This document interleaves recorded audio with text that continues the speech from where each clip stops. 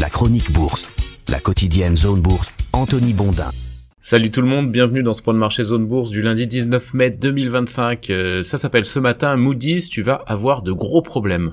Le début de la semaine s'annonce plus chahuté que les jours qui ont précédé sur les marchés actions. Pourquoi ? Eh bien parce que l'agence de notation Moody's a abaissé la solidité financière des États-Unis. Alors jeune trader, tu vas découvrir ce matin ce qu'est une agence de notation et à quoi elle sert, et moins jeune trader, les lignes qui suivront t'enverront dans le passé où tu pourras te remémorer 2008, 2011 et d'autres moments de solitude financière. Mais on va démarrer avec un chiffre, plus 17,4%, c'est la hausse qui a été affichée par le Nasdaq 100 sur le mois boursier, c'est-à-dire entre le 3e vendredi d'avril et le 3e vendredi de mai. Un jour, je vous raconterai pourquoi on organise les séances de compensation les 3e vendredis du mois, mais ce n'est pas le propos du jour, c'est tout simplement ces 17,4% de hausse, la plus forte hausse jamais enregistrée au 21e siècle par l'indice technologique entre ces deux bornes. Ça résume assez bien la force de traction du moment sur les marchés actions. Pour plusieurs stratèges de grandes banques d'affaires, c'est le signe que les gens sont passés d'un mode les droits de douane de Trump vont faire s'effondrer l'économie américaine à les droits de douane de Trump, ça picote mais ça ne fera pas dérailler la formidable mécanique des États-Unis, et le tout en un mois s'il vous plaît. Le scénario ciel bleu qui fait rêver les marchés connaît malgré tout quelques turbulences puisque vendredi soir, l'agence Moody's est venue un petit peu gâcher la fête en abaissant la note souveraine des États-Unis, un petit peu comme un cheveu sur la soupe. Pour faire simple, une agence de notation c'est quoi ? Eh bien ça évalue la solidité financière d'un pays, d'une entreprise ou d'une institution.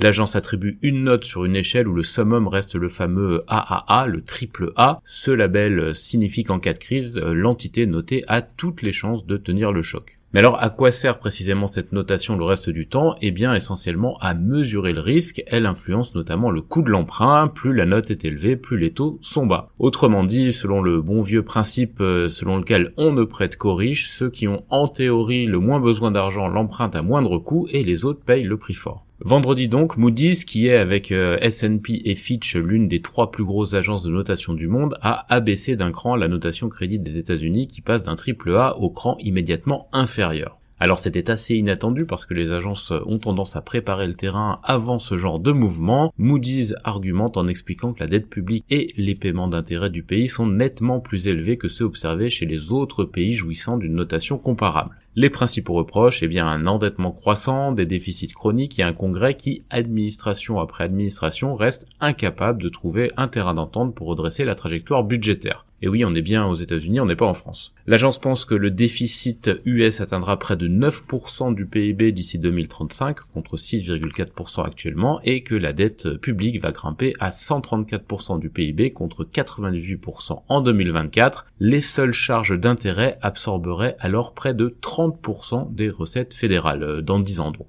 Concrètement, cette décision a évidemment crispé les marchés, notamment du côté de l'obligataire, qui n'était déjà pas très à l'aise avec les récentes évolutions politico-économiques. Le rendement de la dette US à 10 ans est remonté à 4,5% et celui de l'échéance à 30 ans a passé le cap des 5%. Ce n'est pas la première fois la semaine dernière, mais c'est un cap quand même très symbolique et suivi de près par les observateurs. Scott Bessent, le secrétaire US au Trésor pour sa part, a balayé d'un revers de la main la dégradation. Il a souligné que la situation budgétaire est bien connue depuis longtemps et a suggéré que Moody's est à la ramasse. Il est vrai que la grande rivale Standard & Poor's avait privé les États-Unis de leur triple A en 2011, ça fait donc 14 ans. Tout le monde d'ailleurs à l'époque lui était tombé dessus, notamment l'équipe Obama qui était en place, comme quoi surjouer l'offuscation n'a pas vraiment de couleur politique. J'ignore si c'est prémonitoire pour Moody's, mais S&P l'avait payé vraiment cher à l'époque, menaces sur les dirigeants et les employés, boycott de clients, départ du PDG et chasse aux sorcières, qui avait d'ailleurs abouti à une amende XXL, même si officiellement elle n'était pas reliée à cette dégradation. Comme quoi la mesquinerie n'a pas non plus de couleur politique. Que faut-il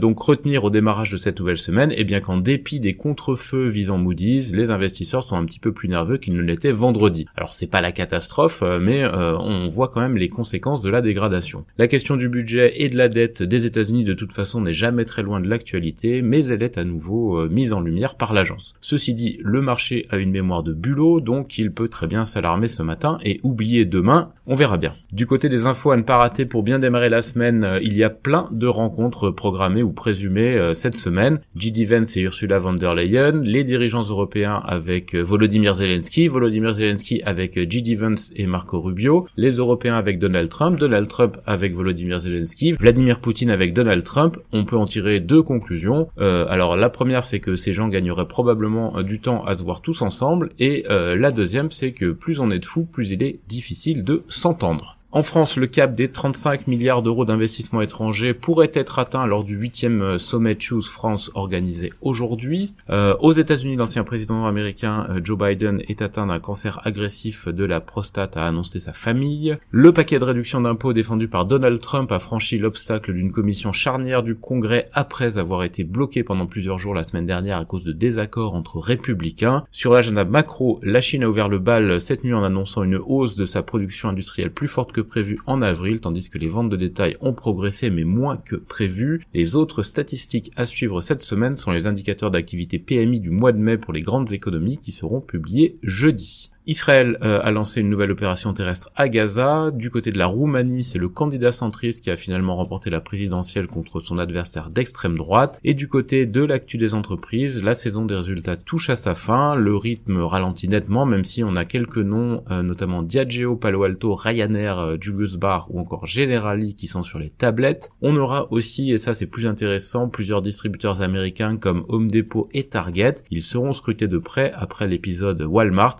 L'enseigne s'est dite contrainte de relever ses prix la semaine dernière à cause des droits de douane, et Trump lui a chaudement recommandé d'encaisser le choc sans le répercuter aux consommateurs. Affaire à suivre. Du côté de l'Asie-Pacifique ce matin, les marchés actions démarrent la semaine en baisse. L'Australie et la Chine abandonnent environ 0,5%. Le repli est plutôt de l'ordre de 0,7% au Japon. La Corée du Sud et Taïwan affichent des contractions supérieures à 1%. Et l'Inde échappe plus ou moins au mouvement en s'affichant à l'équilibre ou en légère hausse en cours de séance. Les indicateurs avancés sont baissiers, notamment aux États-Unis après la dégradation de la notation crédit. Dans l'actu des sociétés en France d'abord, la marque de yaourt Oikos de Danone fait son entrée sur le marché des boissons protéinées. BNP Paribas a lancé son programme de rachat d'actions. Le holding Peugeot Invest a cédé une partie de ses fonds de capital investissement pour 227 millions d'euros. Getlink suspend l'activité d'Eleclink jusqu'au 2 juin pour inspection. Aquel signe un accord client pour des litiges qui grèveront les comptes de 19 millions d'euros. Et Alchimie est proche de la fin et il n'y aura pas de boni de liquidation envisagé pour les actionnaires. Du côté des publis d'entreprises françaises, Total EP Énergie Gabon, Aramis ou encore Lexibook aujourd'hui. Ailleurs en Europe, UBS est en discussion avec des clients pour un éventuel dédommagement de pertes subies avec des produits structurés complexes. L'Allemagne ne s'attend pas à ce qu'Unicredit dépose d'offres de rachat sur Commerzbank à court terme. Le bénéfice annuel de Ryanair recule de 16% en raison de la guerre des prix, mais la demande reste forte pour l'été, a annoncé la compagnie aérienne. Les actionnaires de Volkswagen exigent une réforme du constructeur automobile, notamment de sa gouvernance. BT Group serait sur le point de conclure un accord pour vendre sa participation dans TNT Sports à Warner Bros Discovery selon le FT. DKSH conclut un partenariat avec Maybank au Cambodge et les créanciers de Meyer Burger lui accordent un nouveau sursis. Sur l'agenda des résultats européens aujourd'hui, outre Ryanair, il y a Diageo et Rockwool. En Amérique du Nord, Charter va racheter Cox pour 21,9 milliards de dollars dans le cadre d'une méga opération dans le secteur du câble. Trump a donc demandé à Walmart d'absorber les droits de douane plutôt que d'augmenter ses prix. Les familles des victimes du crash du B737 MAX s'opposent à l'accord permettant à Boeing d'échapper à des poursuites judiciaires. Le PDG de Nvidia annonce que la prochaine puce destinée à la Chine après la H20 ne sera pas issue de sa série Hopper. Nvidia qui par ailleurs serait en pourparlers avancés pour investir dans PsiQuantum selon The Information.